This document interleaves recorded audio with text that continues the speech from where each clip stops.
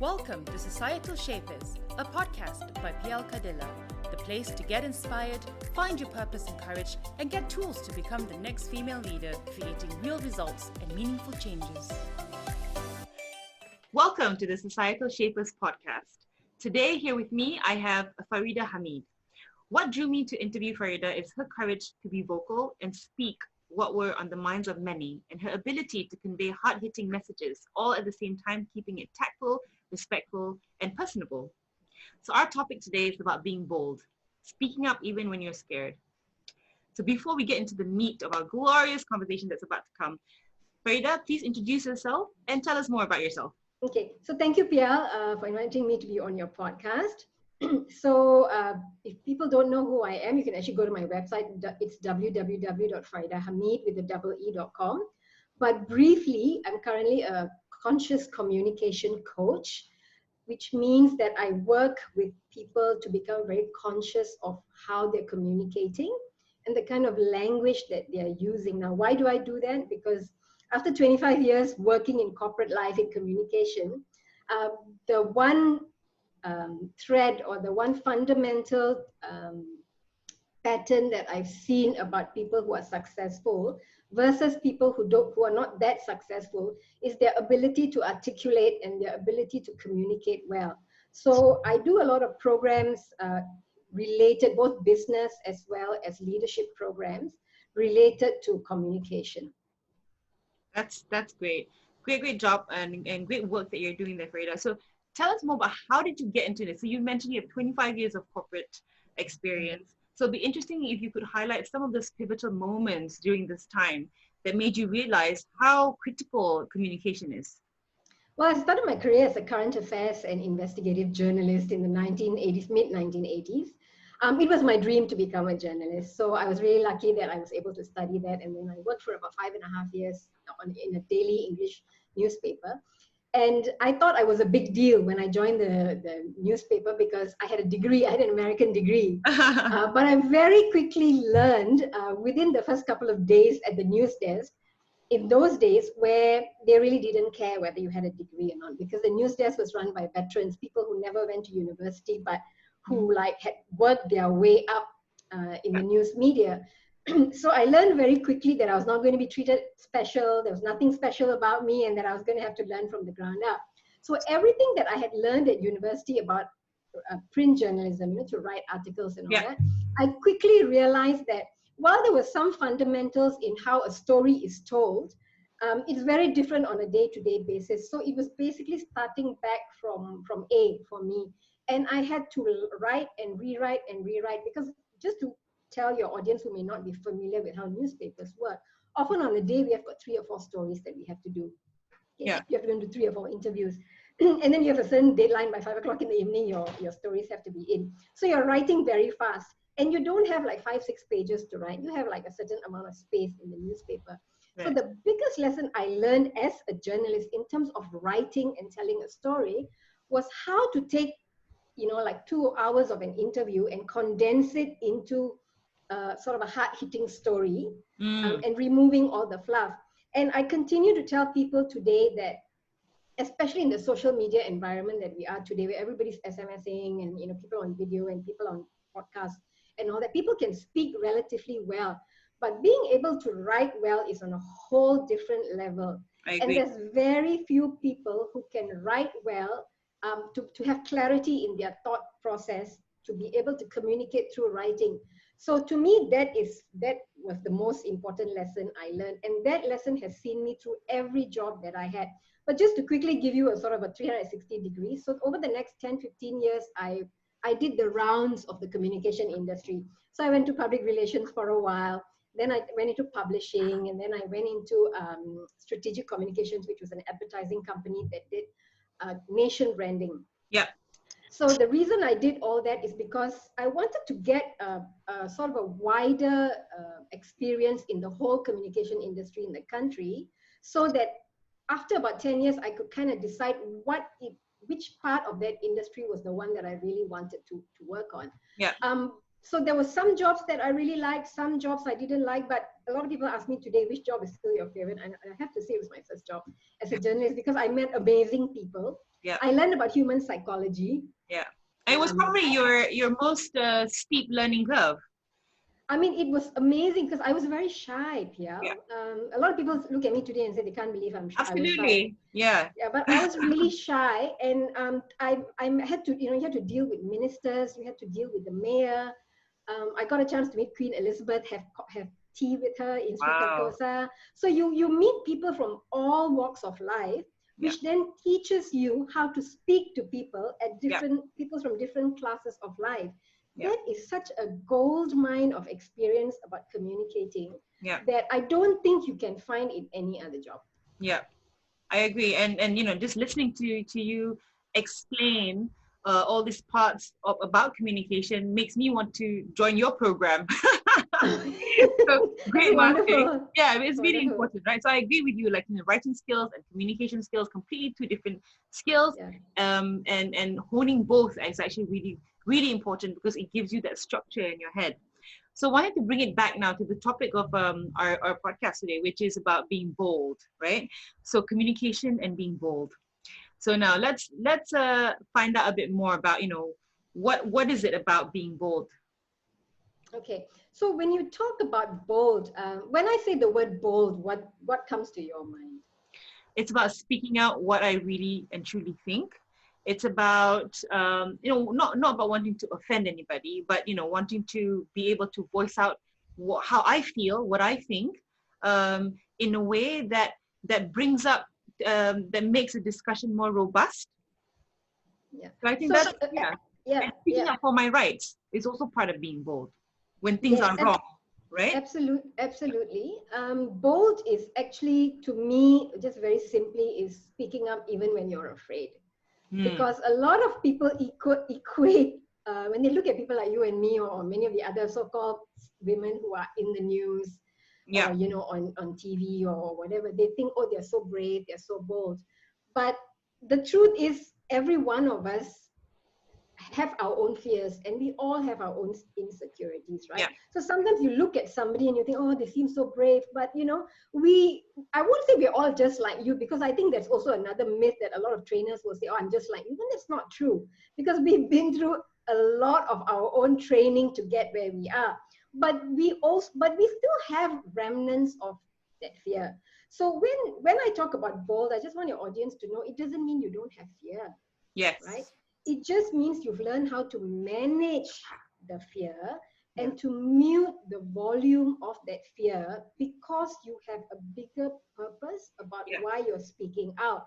yeah, And most of the time, what I tell my clients is, when people get, I'm so afraid, they come and tell me, I'm so afraid to say this, and I say, get out of your own head. Because when you say that you're afraid and you keep repeating, I'm afraid, that means you're thinking about yourself. The ego yeah, is in play.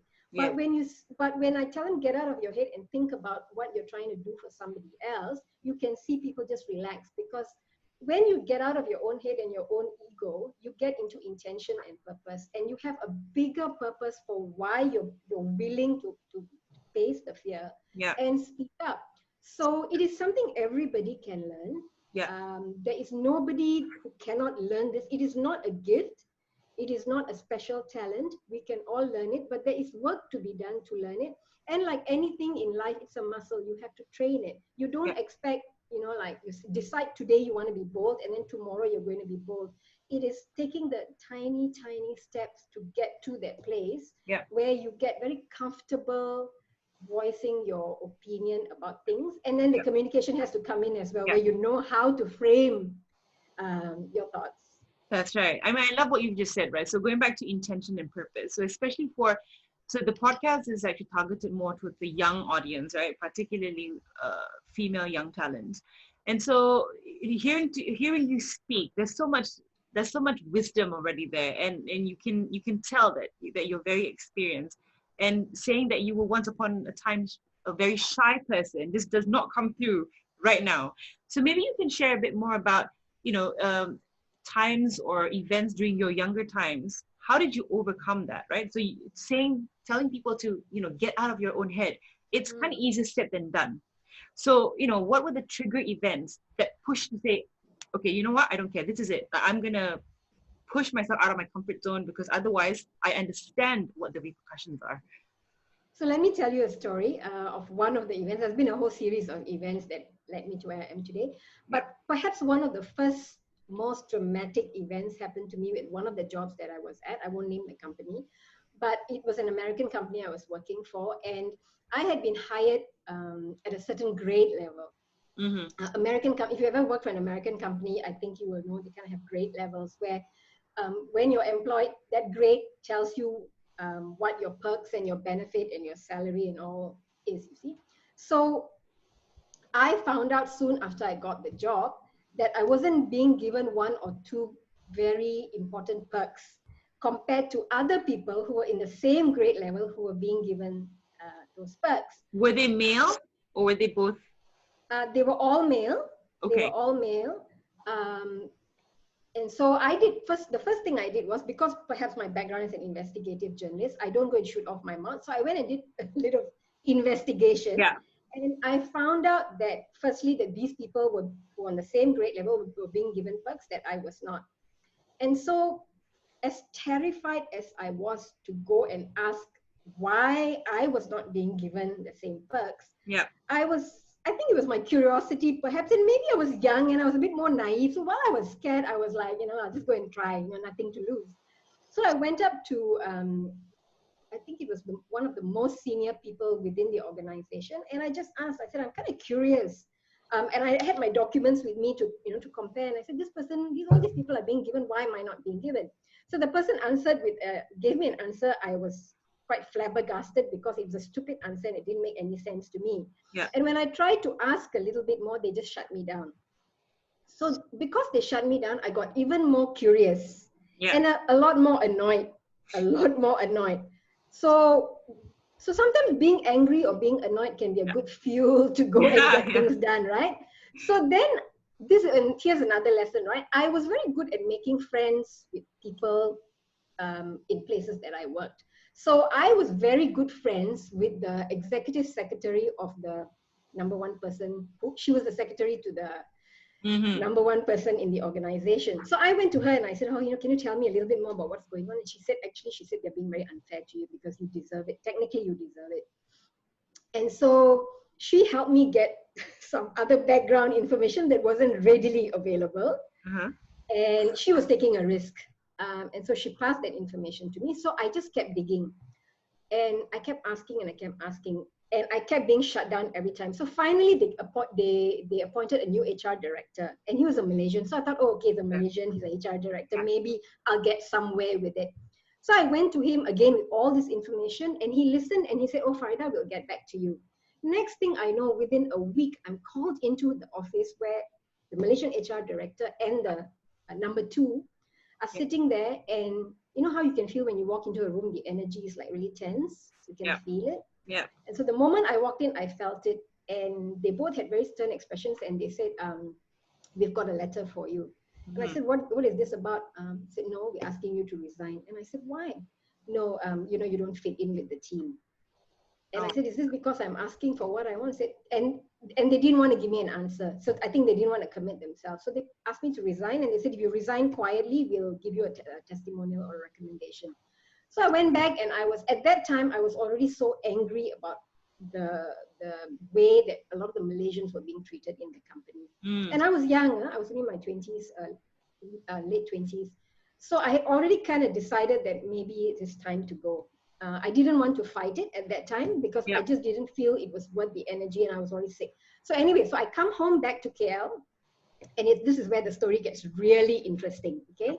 So bear with me. Okay. So I come back and I'm crying and I'm feeling, this lack of self-worth and what should I have done? And my first time I was fired. Yeah. Okay. So then my friend who was the executive secretary told me, if you want to pursue this, she said, I'll give you the access, I'll give you the contact number for the Malaysian, the company that owns it in Malaysia. I mean in KL. Yeah. The head office is in KL and the MD is a Malaysian. So I thought, okay, I've got nothing to lose. So she gives me the contact. I write a letter. This is before computers and all that. So I had Yeah. pretty much wrote it in hand. And I sent it off to the MD in KL, never expecting in a million years that he would respond. Never. About a week later, I get a phone call Uh-huh. and the MD is on the line and he's saying, I got your letter, Faridah. And he said, I'm going to investigate what happened. Wow. And my jaw just dropped open and I thought, Yeah. I cannot believe this is happening. So I just thanked him and then he went off. And then he calls me back a week later and he said, I have done my investigation. Do you want your job back? Because if you want it back, I'll give it to you right now. Wow. And yeah, and this is a couple of months after all this had happened. And I was like, I didn't know what to say. And he said, I'm really, really sorry that this happened to you. This was not right. Yeah. And he said, we've taken steps to make sure that the Malaysian staff don't go through this anymore. But your job is there if you want it back. And I thanked him and I said, no, I don't think I want to go back because I think there was a lot of bad blood. If I'd gone back and Yeah. there was a lot of bad blood. Yeah. So then, so that actually proved to me that, Yeah. you know, sometimes you think you're a tiny, tiny player in a big organization and you don't have a voice. But just because I decided, hey, I'll just do it. Yeah. Because you know why? I had a bigger purpose because I thought, it's not just me, I've left the organization. Yeah. But I didn't like the way the other Malaysians were being treated. And so I thought, I'll just send it off if it, you know, and he actually reacted. So I always tell people, don't assume no one's going to do anything about it because that's just censoring yourself. Absolutely. And so, yeah, so, and then this is just a little bit more addition to that story. So the executive secretary, who was a very good friend of mine, calls me later and she gives me a blow-by-blow account of what happened at the executive meeting. Wow. And how the MD like scolded the entire team and they were all in shock because they never expected that me, who was at that time considered quite a junior person in the organization, would have gone to complain to the top person in the organization. But what came out of it was that they were a lot more careful about how they treated the local staff, and I think in particular women. Deserving so respect. And then, so you that's know, one example. It goes to your story back about, you know, the importance of being bold, right? So you never even know. when you're scared. Even when you're, especially when you're scared, right? Because you will either regret it one day, or you will never know the impact that you would have made if you had spoken up at that time. And in this case, it literally changed the entire culture of a company and the way how they actually treated women, especially back in the days. And Malaysian, because this was a foreign company and the Malaysians were being given a bit of a short shrift about it. Exactly. So when the shift happened in my mind when I thought I'm already left, but if I can make a difference for everybody who's still there, then it's worth it. Yeah. I think this is a great story that, you know, a lot of people till today, especially women in particular, can obviously relate to this story because in any company that you're working in, there will always be some form of bias, especially in larger corporations. So it's just about finding that voice within yourself to be able to speak up and also be smart about it, right? So obviously, you know, the letter that you wrote was, I'm sure it was very well written and therefore caught the attention of the MD. And this is my journalism background helped. So everything in life helped. Yeah, exactly. And it's a shame that, you know, the journalism industry is actually dying because of like social media and all that stuff. I think that's very sad. Because when I used to in the early part of my training business years ago, I used to do a lot of work with universities and I spoke to a lot of young people, and they would always ask me what I would recommend what job should they go into, and 100% of the time I used to tell them, whatever you're studying, if I were you, I would go and work a couple of years as a journalist because it teaches you how to deal with people, which is a life skill. But you are right. With the way the industry is going, it's just very sad to see what's happening. And that's something which, you know, hopefully whichever media that's still surviving at this point would be able to still continue, you know, reporting in ways which are fair and just and, you know, properly done, right? So not just one-sided, not biased, not to like win votes or not on the instruction of like some invisible politician. So I think that's a really important part. So going back to the bold part, right, Faridah, I just wanted the audience to know, so one of the events that really pulled me to Faridah was on her recent LinkedIn post. So the recent LinkedIn post was talking about something that happened on social media. So I don't want to draw our attention to that particular LinkedIn post, but just how to navigate your way in such a noisy space which is social media. That could be, either LinkedIn or Facebook or Twitter, just anywhere, right? There's a lot of noise, especially now that everyone's kind of transitioned towards becoming more digital. So more people are coming online, therefore more voices. And then how do you shuffle through all of that and find, like your voice, for example, because there's so many. So, how do we navigate through something like that? I know this is like a question that we've not prepped ourselves, but just came to mind. Yeah. Well, I would say trial and error, because you're absolutely right. It's about finding your voice, right? Because being bold and finding your voice goes hand in hand. Yeah. And so in social media, it's true. It's become very, very noisy. Yes. And what I find in social media, and you are right, ever since COVID happened, it's like everybody has just gotten migrated onto social. And what I find in social is everybody is shouting so loudly about themselves, which I find exhausting, because see, everybody is trying to brand themselves, and they're trying to show their thought leadership, and they're trying to sell their product or their service and all those things. But you see, social is just is just a tool. The fundamentals of how we as human beings relate to one another, the fundamentals of how we communicate our value, doesn't lie in shouting at you. Like if you're selling something, you're going to sell something. What didn't work in the 1960s doesn't work now either, which means that you're pushing stuff in people's face without showing the value, without showing who you are, about building relationships. So what I see on social is people just are not taking any time to build any relationship. They're just trying to push their expertise because they've got some certification, or they are, they've appeared as, on some magazine, or they've won some award or whatever, which is not a fair reflection of what you know and how substantial your knowledge is. And this is what is happening in social media. It's very superficial. We all know it's all very superficial, because people put up of course, the best parts of them. What I'm trying to bring to the conversation is to strip away all that superficiality and talk about things that matter to me. Because I also realized that when I started talking about things that mattered to me, I saw a great deal of people coming and sharing their thoughts and ideas. So just to sort of keep it a little bit simple, is that don't try and showcase how amazing you are. Have conversations with people. Don't make it one way. 99% of people are pushing stuff in your face rather than having conversations.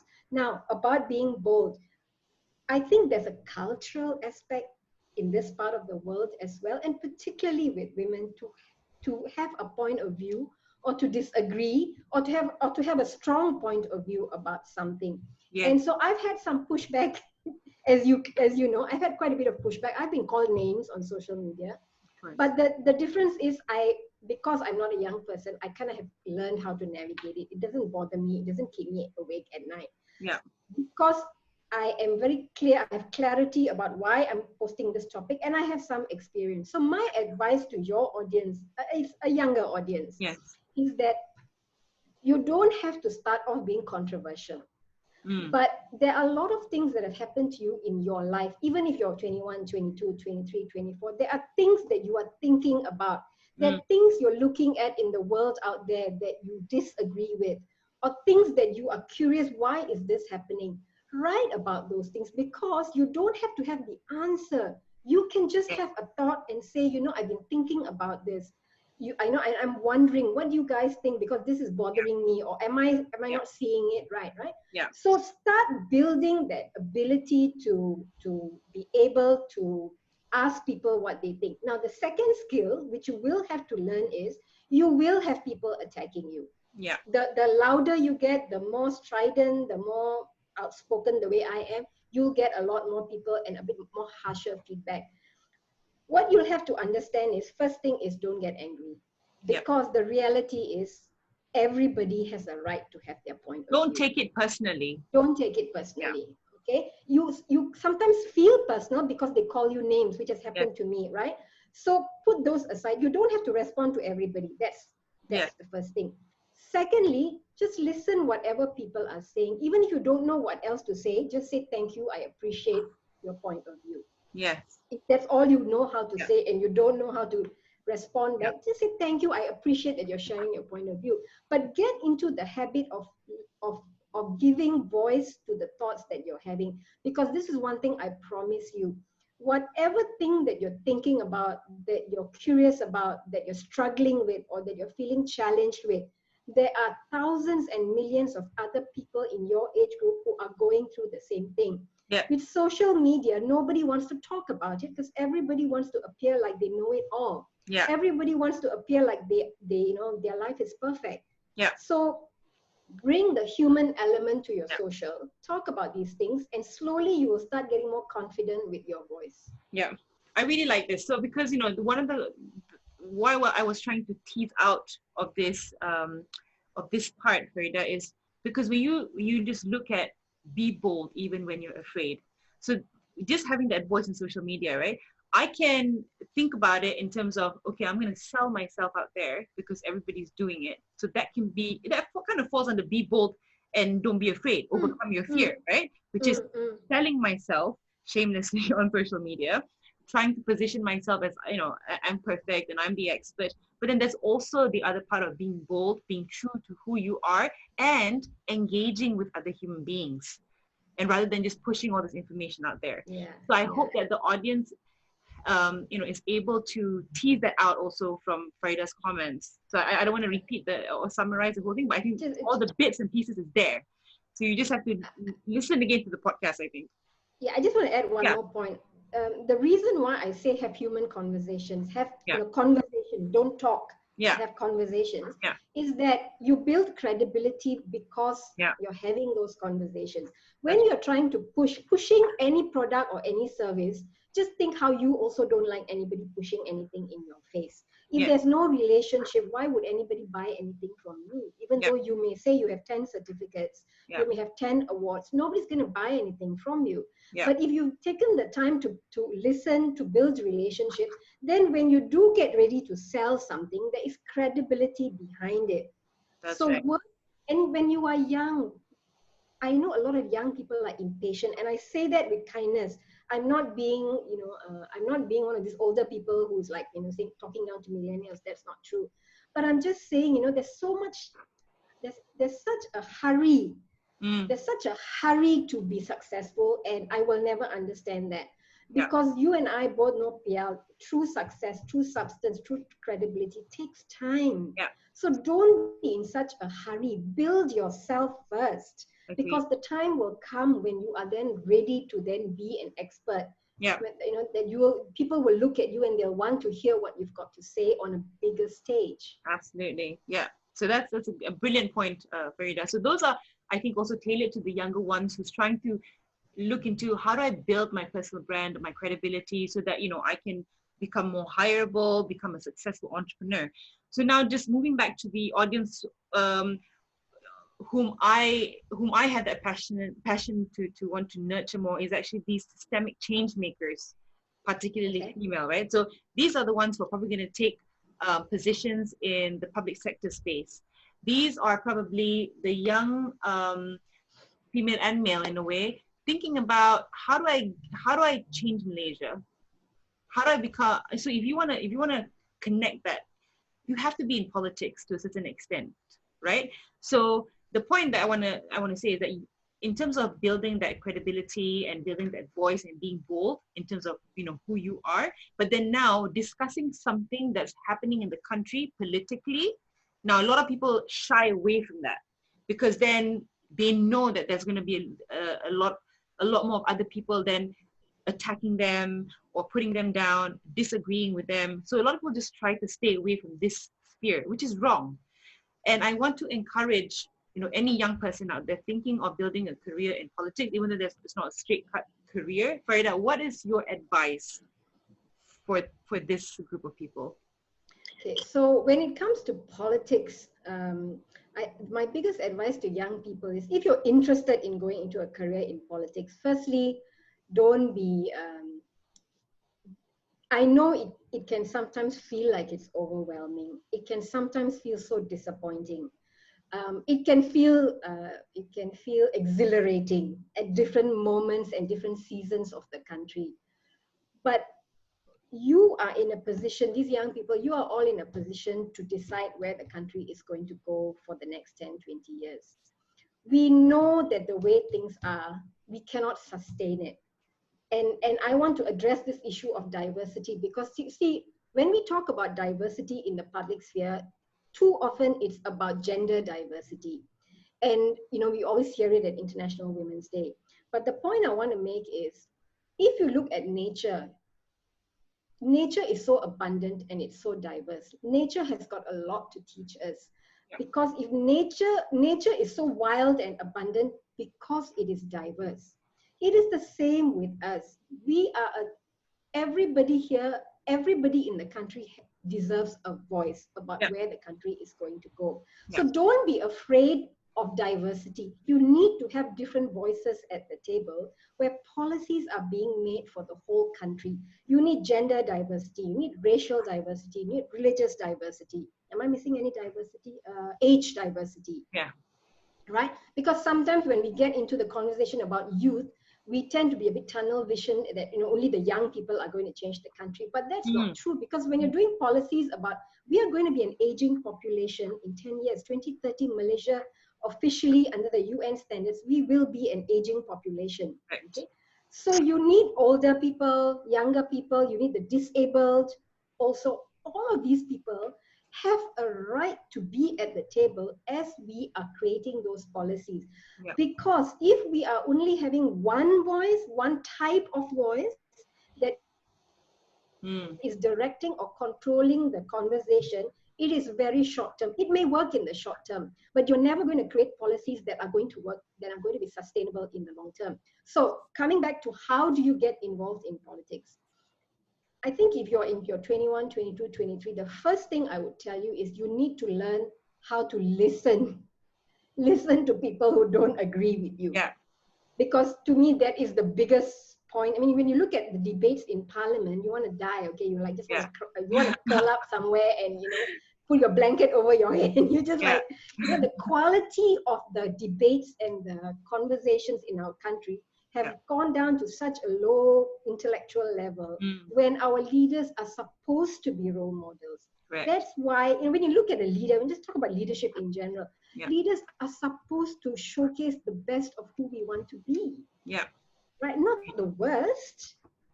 Right? You are in positions of public trust. Yeah. You are a public servant. There's a reason you're called a public servant. Yeah. Right? You're in public trust.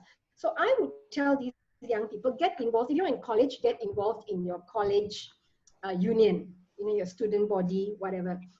Learn how to talk about your vision, your point of view, what it is you want to create change in. Yep. So that's the first thing. Now, if you're already outside of college, but you're still very curious about going into politics, go and join a political party. Just get into that environment so that you can kind of, you then imbibe the atmosphere, you get comfortable to see how things are done, you get a clearer understanding of how politics works in this country, you will get a clearer understanding of where you think things need to change. And then just talk to other people, diverse people, different ages, different age groups, different racial, religious, class. Talk to them, ask people what they want to, what they see for the future of the country. Because that data is going to be really valuable for you. Because as I said at the beginning, the only way forward is that if we have diverse voices at the table, otherwise it's just not going to work. Yeah, I love that. And I think you're absolutely right. I love the advice on sharpen your listening skills first and foremost. And then I think, just to add on to that as well, is to deepen your knowledge about everything that you can possibly know, right? So from human psychology all the way to how institution works, expand your global awareness of what's really happening in the world, because you need to have this level of depth. When you're going to have a intellectual discussion, as you grow older, as you mature, it is expected that you would be able to hone in all of this knowledge and be able to communicate your ideas and your point of views as well. So it is work in progress. It requires patience. It requires, the ability to internalize what you're seeing, what you're observing, and then being able to articulate that back in a way that's not aggressive, in a way that, it doesn't push people up the wrong buttons. And so, I think it's a brilliant advice. So here you are. You have all the advice. If you want to build a career in business, if you want to build a career in the public sector or even politics, here you have all the advice that you need to be bold and speak your truth. So, I would like to thank you, Faridah, for joining us on this podcast. Before we end, I want to ask you one question in terms of, if you had one book or one piece of information that you could share, a TED Talk or podcast or anything that you would recommend to the audience, what would that be?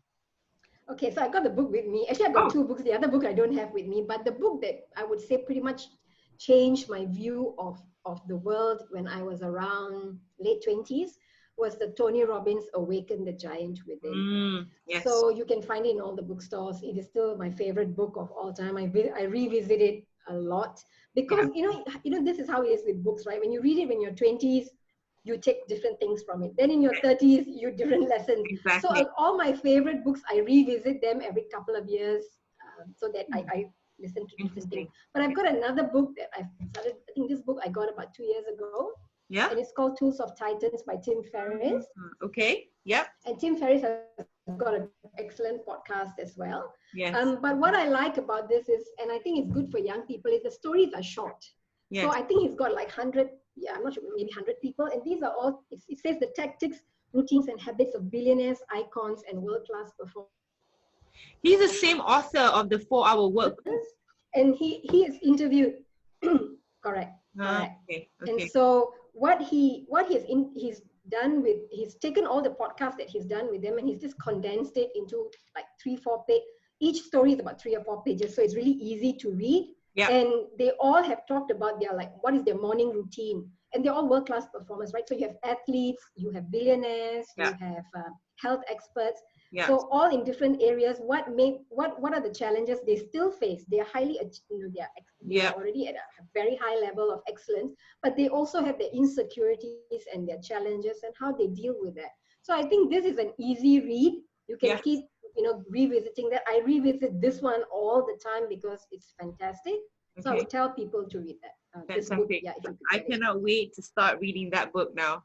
And I have the Giant Within You, Awaken the Giant Within You by Tony Robbins. Yes, correct. Yeah, it's a classic.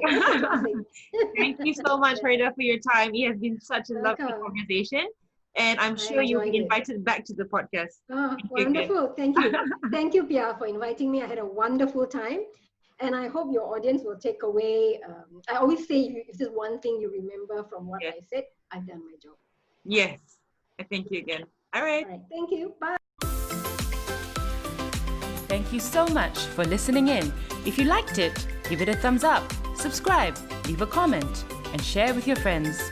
Be sure to tune in to the next episode, and to find out how to be part of Societal Shapers, head to www.plkadilla.com and check out our coaching programs.